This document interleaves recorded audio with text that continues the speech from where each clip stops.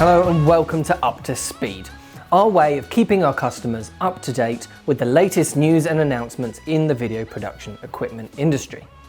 So, Panasonic's new EVA-1 has been getting us all excited since they first announced it back in June. Up until this point though, we've only had a few images and headline features.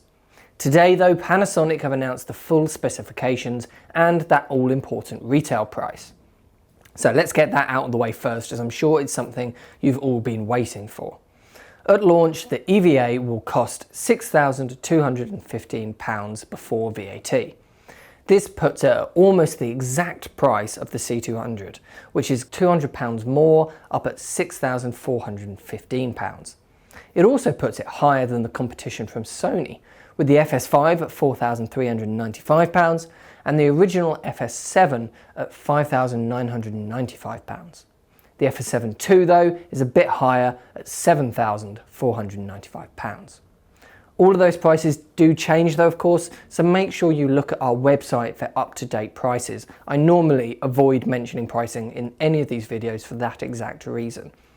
But here, I think it's important to know where the EVA now sits amongst its competition, because they are definitely pitching this at the same level as Canon's C200 or Sony's FS7. So let's dive into the new information that we've learnt. We knew that the EVA would have a dual native ISO like the VariCam line above it, but we now know that you can set the camera to either 800 ISO or 2500 ISO as the base two ISOs. Now this is less than the VariCams, which let you choose between 800 and 5000. But ISO 2500 as a native ISO will still be very useful for low light shooting. And this is our first major clue that this is an entirely new sensor, not one that's inherited from the VariCam line or from the Lumix cameras. They've also specified 14 stops of dynamic range, which, to be honest, is an impressive number. I mean, we'll have to wait for real units to be out there in the real world to see if that number holds up. But to give you some perspective on that number, Canon claim 15 stops for the C200 in RAW or 12 stops when it's recording MP4 files. So 14 stops on the EVA would be really nice to see. We knew that there was no EVF, they removed that to keep the cost and weight down. But now we know that the LCD is a touchscreen, which you use to control the menus, playback and magnify your image. I do, to be honest, get a bit nervous when cameras use a touchscreen to control your menus. There's normally so many options that need to get crammed into menus that it can get a bit fiddly to use. So we'll have to wait and see what EVA's menu design is like to see whether or not that's an issue. The other big clarification in the spec sheet is the recording modes. So the 400 megabits a second recording that they mentioned in their first announcement will be coming in a future update, not right at launch. But when it does arrive, it will be an intra-frame codec with 422 10-bit, which is very nice. At launch, you'll only get long GOP recordings with a max data rate of 150 megabits a second, which is very similar actually to the GH5. You can record 422 10-bit in 4K 25p or 420 8-bit in 4K 50p.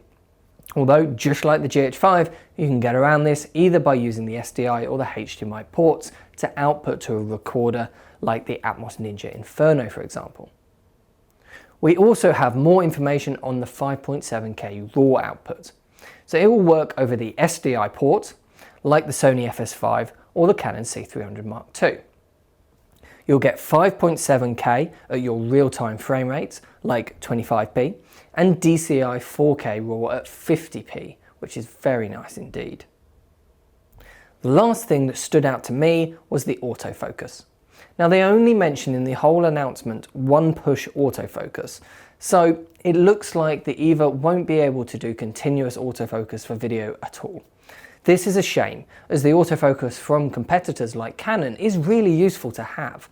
For many though, I'm sure it won't be a deal breaker. I mean, we're all so used to manually focusing that it's the way that most people prefer to work anyway. For the full specifications, take a look at our product page on the EVA, which you'll find a link to below. I'd love to know what you all think of the new information. Is the price what you were hoping for? But how about the specs? Anything missing? Or maybe you're surprised to see something new?